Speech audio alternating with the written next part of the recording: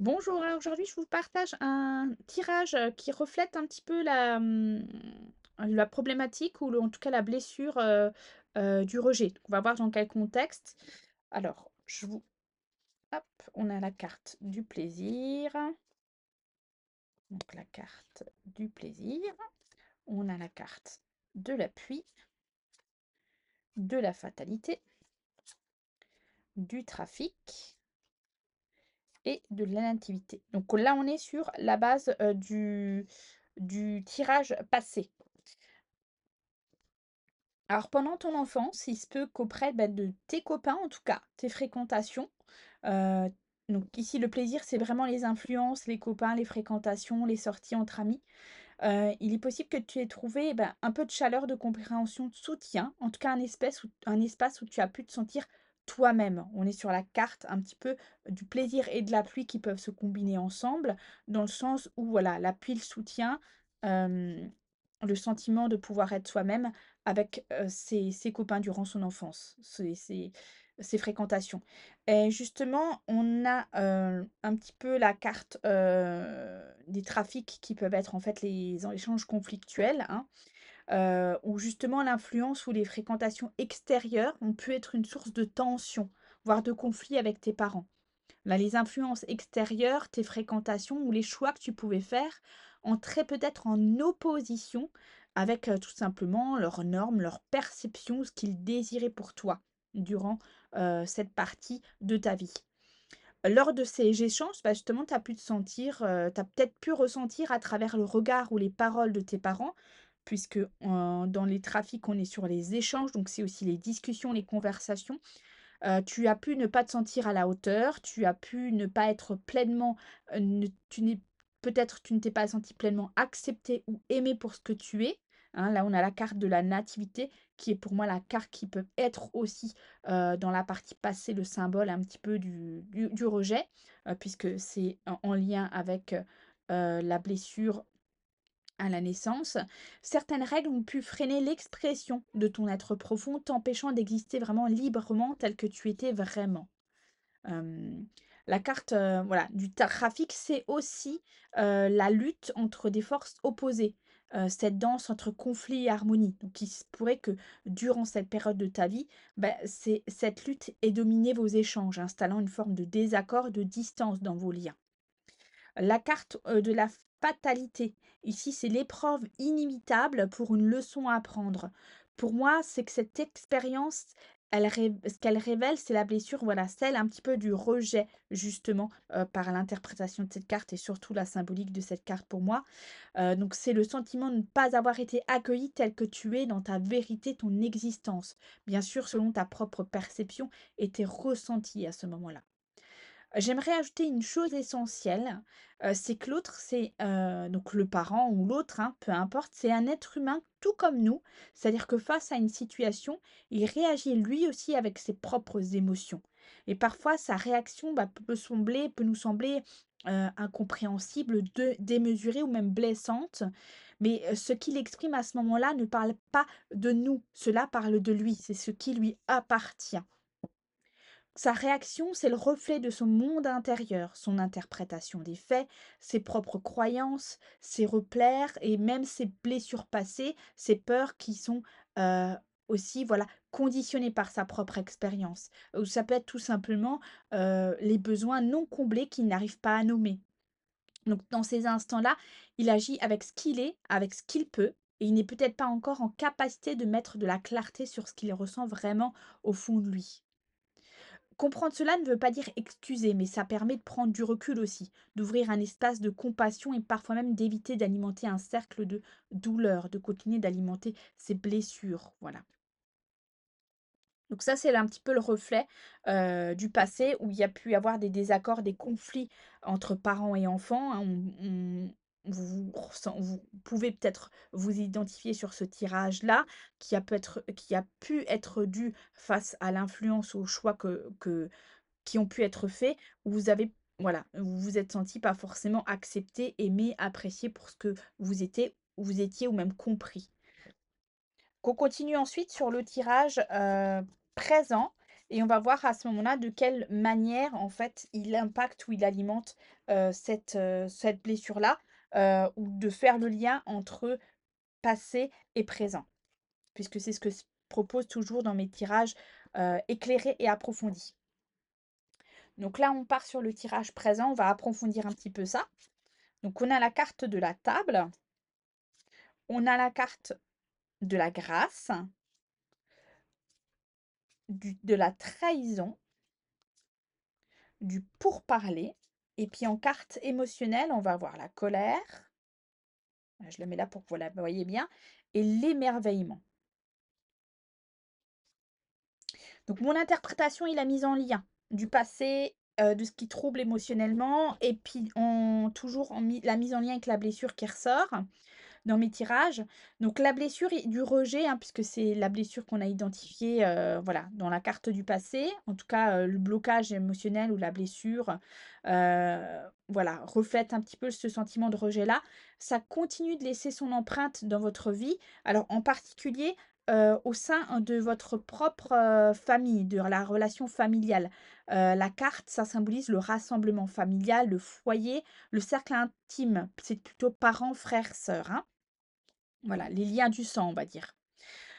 Il se peut, voilà, lorsqu'il est sujet de rassemblement familial aussi, de projet de famille en tout cas ou d'événements, tu te sens rejeté ou simplement mis de côté dans certaines décisions ou conversations, hein. C'est là où on met le lien avec la blessure de rejet, ou encore lorsque l'idée de projet ou d'événement familial ne se concrétise pas comme tu le désirerais et qu'il n'y a pas peut-être de réciprocité et que tu ressens à ce moment-là un sentiment un peu d'exclusion, comme si une fois encore tu étais rejeté.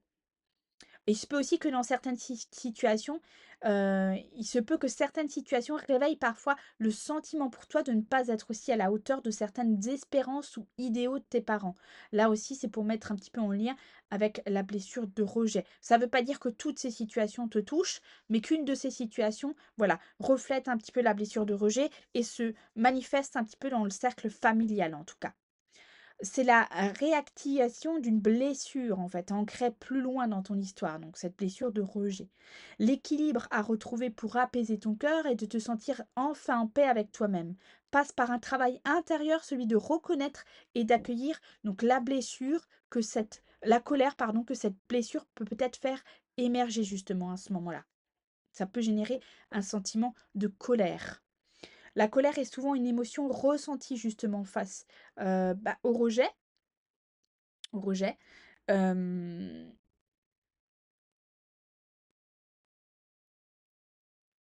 ou voilà, ou un besoin en tout cas de reconnaissance non satisfait. C'est quelque chose qui peut aussi, faire générer de la colère et qui peut être en lien avec la blessure de rejet. C'est de se sentir en colère parce qu'on ne se sent pas reconnu, hein, ou que le besoin de reconnaissance n'est pas satisfait. J'ai besoin que l'autre me reconnaisse, c'est ça la reconnaissance, qu'il reconnaisse que j'existe, qu'il reconnaisse ma valeur. Ce besoin de reconnaissance, c'est vraiment le sentiment d'être apprécié, respecté et reconnu par l'autre, par autrui. Donc ça nous donne aussi l'assurance d'être aimé. L'autre, en ce besoin, valide ce que je suis et m'accepte. On est dans la blessure, de nouveau, dans le sentiment d'acceptation, d'avoir le besoin de se sentir accepté pour ce qu'on est, et si ce besoin se trouve insatisfait, ben, on peut se sentir à ce moment-là rejeté et on réveille la blessure de rejet justement, hein. Hem La carte ici de la trahison, donc la carte de la trahison, ça invite, alors ça peut symboliser la trahison, le mensonge, voilà, la confiance qui est entravée, mais ici pas forcément. C'est-à-dire que dans le tirage un peu présent, ça peut aussi inviter à une rencontre profonde, avec soi-même. Ça appelle à l'honnêteté intérieure, à ne pas fuir ce qu'on ressent vraiment, à mettre des mots sur ce que tu vis, sur ce qui t'a blessé, sur ce que tu n'oses peut-être parfois pas admettre toi-même. Donc c'est vraiment une introspection, un travail en soi à être, vrai et honnête vis-à-vis de ce que tu ressens, hein, profondément. C'est cette colère continue, justement non exprimée, qui peut parfois éclater en discussion houleuse, en dispute, en comportement brusque, voire agressif. On est aussi dans le comportement agressif qui peut être lié justement à cette colère-là, hein. Hem Donc prête attention au moment où ta colère, elle monte en toi, notamment lorsque tu as l'impression d'être rejeté, non reconnu, de ne pas répondre aux attentes de l'autre ou de ne pas être accepté tel que tu es. Observe aussi cette situation où tu retiens ce que tu ressens. Parce que la blessure de rejet, elle, elle peut aussi engendrer un comportement où on est dans le rejet de soi. On n'ose pas exprimer ce qu'on ressent vraiment par peur d'être jugé, rejeté justement ou mal compris. Surtout qu'avec, les relations assez intimes, donc familiales, c'est parfois assez difficile justement, hein. Donc dans mon tirage approfondi, je peux proposer justement aussi d'explorer de manière concrète l'une des situations que tu peux vivre pour t'aider à mieux comprendre ce qui se joue en toi. En s'affirmant aussi avec le «je» au lieu d'utiliser le «tu» parce que le «tu», bah, ça tue la relation. On peut transformer cette blessure et apprendre à l'écouter, à la comprendre pour qu'elle cesse de te diriger et commencer peu à peu à te libérer. Donc il y a l'approfondissement de la blessure qui peut être, vu ensemble dans le tirage approfondi. Il y a la manière de communiquer, finalement d'exister d'une manière, bienveillante et d'utiliser la communication non violente pour resserrer les liens et non pas, distancier les liens à l'autre et on peut aussi approfondir sur la gestion justement et la compréhension de cette colère-là. Mmh. On est aussi dans la carte de l'émerveillement. L'émerveillement, ça peut être l'émotion qui manque dans le sens où justement, prends le temps en fait de t'émerveiller des petites choses et des beautés simples de la vie. Voilà, de moins te focaliser sur, le pas le négatif, mais sur ce qui peut-être t'impacte négativement en tout cas, pour aussi t'émerveiller, avec, voilà, les beautés simples de la vie et puis, être dans l'instant présent davantage et dans la conscience, de ce qui est et de ce qui est positif et de s'en émerveiller justement dans ton quotidien. Je continue, voilà, maintenant avec un petit peu le tirage futur où on va un petit peu voir, le message de l'univers, hein, pour braver un petit peu ça ou en tout cas ce qu'il est bon d'entendre, voilà, pour, solutionner ou apaiser, aussi, ce blocage-là. Donc futur, on est carte du despotisme, on a la carte de l'honneur, on a la carte de l'élévation et la carte de l'accident. Donc dans le tirage futur, on a la carte du despotisme. Ça symbolise souvent les chaînes invisibles qui nous entravent. En fait, ces barrières intérieures qu'on s'inflige et qui nous empêchent d'être pleinement libres et donc pleinement nous-mêmes. Elle parle de ces contraintes, parfois imposées par nous ou par l'extérieur, mais souvent entretenues par nous-mêmes, hein. Comme lorsqu'on se tait, finalement sur ce que l'on ressent par peur de déranger, de blesser ou simplement de ne pas être entendu. L'auto-guérison de ta blessure, c'est aussi de libérer ces chaînes qui t'entravent et qui t'empêchent d'être la version de toi-même la plus lumineuse. Donc parler de soi, se donner le droit d'exister, c'est aussi exprimer ce que tu ressens au profond de toi-même, être, vrai avec ça et l'exprimer dans l'amour et la bienveillance, bien évidemment. Et l'un des grands chemins de libération qui s'ouvre à toi, c'est aussi l'estime. L'honneur, on est sur l'estime, la valorisation, la reconnaissance de soi.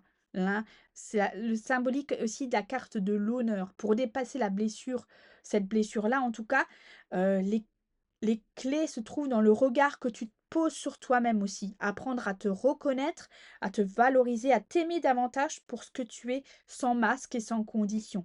Demande-toi par exemple de quoi tu as peur pour toi.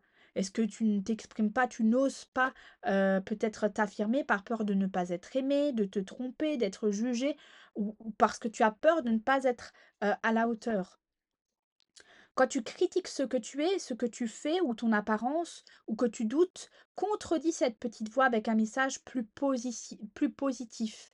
Voilà, prends aussi ce temps pour te valoriser, te féliciter, t'encourager. Oriente aussi tes choix vers qui tu es et tes valeurs pour être en phase avec les décisions que tu prends, ce qui accroît aussi justement son amour propre. Donc on est dans l'estime, l'amour de soi. C'est en t'acceptant pleinement que tu pourras oser aussi exprimer ce que tu ressens et non plus dans la colère ou le conflit, mais avec douceur et justesse grâce à une communication consciente et bienveillante. Pour éviter de revivre la blessure de rejet, notre mécanisme de survie nous pousse souvent justement à ne pas parler de ce qui nous blesse ou nous dérange. Face à ce sentiment, il devient difficile d'exprimer ce qu'on ressent vraiment. Alors soit on peut refouler, soit on aura cet automatisme peut-être de refouler nos émotions, soit on finit parfois par les exprimer avec colère comme une cocotte minute qui explose à force d'avoir trop contenu. Mais quand la colère prend le dessus, bah, le langage souvent utilisé peut devenir blessant justement et nuire à la relation. Très souvent, au lieu de parler de nous, on parle de l'autre. Par exemple, on utilise le tu. Tu es comme si, tu as fait ceci, tu n'as pas dit cela. Ce langage, bah, il peut être chargé d'accusations ou de reproches et il donne à l'autre l'impression d'être jugé ou critiqué. Au lieu de nous entendre et de nous comprendre, il se sent attaqué. Et ben, il répond par la défensive, voire l'agression aussi. Qu'on est un peu dans le discours du sourd et un petit peu dans, voilà, plutôt dans la relation ou la discussion conflictuelle à ce moment-là. C'est pour ça qu'il est essentiel d'apprendre à revenir à soi, à parler du «je». J'exprime ce que je ressens, ce que je vis et la manière dont on le vit. Je me sens parce que j'ai besoin de, par exemple. Donc c'est là où on peut commencer à être dans une communication ouverte, authentique, et qui permet d'être plutôt dans l'échange et la compréhension de l'un ou de l'autre. Donc la communication non violente, c'est vraiment un outil précieux. J'y m'y suis formée, donc c'est pareil dans les échanges ou le tirage approfondi, c'est quelque chose qu'on peut vraiment pleinement échanger.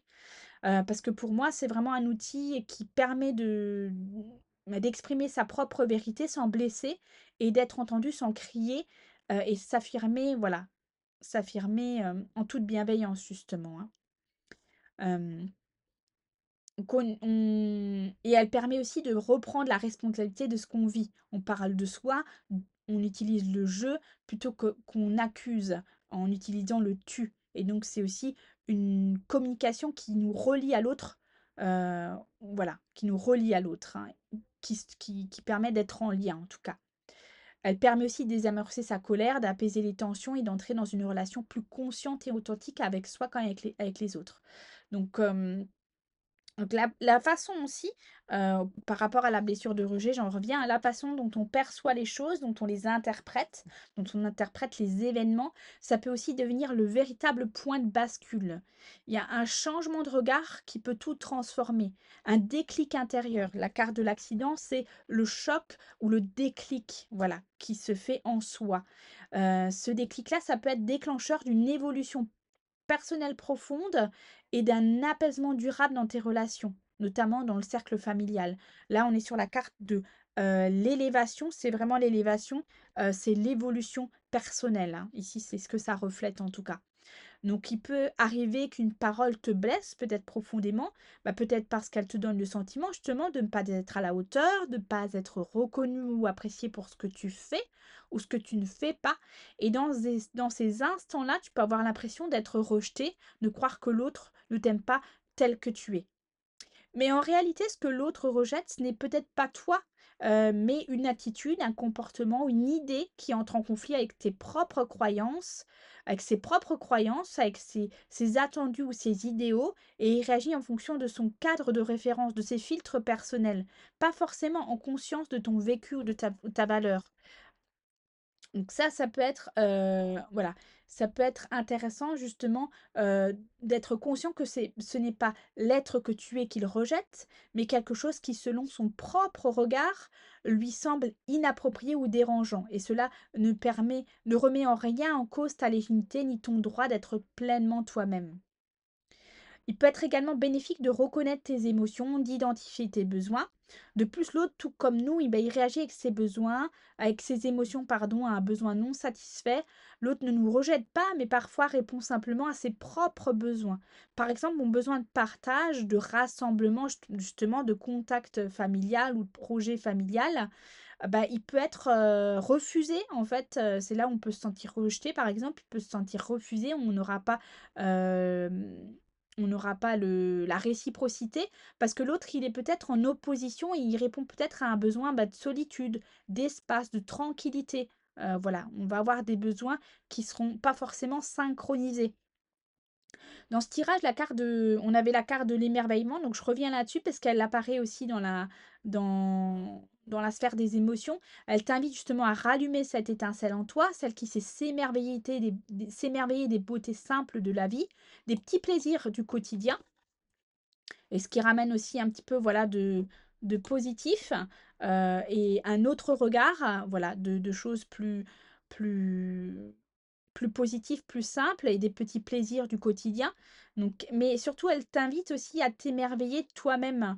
On rejoindre un petit peu la carte de l'honneur et de la valorisation. C'est de t'émerveiller de la belle personne que tu es, de tes qualités qui sont parfois, bah, justement peut-être oubliées ou en tout cas sous-estimées, que tu sous-estimes. Donc apprécie la beauté des choses autour de toi, hein. Je reprends la carte, de l'émerveillement.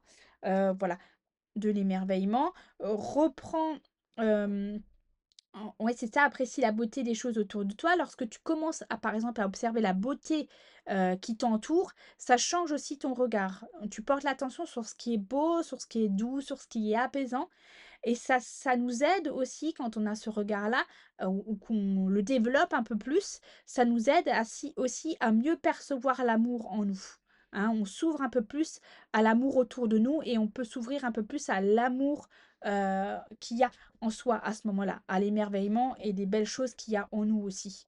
Donc tu prends chaque jour un moment pour focaliser ton attention sur ce qui est beau autour de toi. Pose-toi la question, où est-ce que je vois de la beauté aujourd'hui? Où est-ce que je ressens de l'amour? Tu peux entraîner comme ça ton regard à voir le beau à explorer à l'extérieur pour que ce soit plus facile pour toi de voir le beau à l'intérieur. C'est un doux rappel, accorde-toi plus d'amour, de reconnaissance et de tendresse. N'attends plus l'approbation extérieure, tu es déjà l'être extraordinaire que tu cherches à devenir. Il ne te reste plus qu'à l'accueillir pleinement avec amour et confiance. Je te remercie pour ce tirage-là. J'espère surtout qu'il aura su, un petit peu éclairer davantage, ce qui se passe en toi en tout cas, ou, t'apporter des réponses, ou t'ouvrir des portes, ou changer ton regard, pour voilà, un mieux-être. Merci, à bientôt!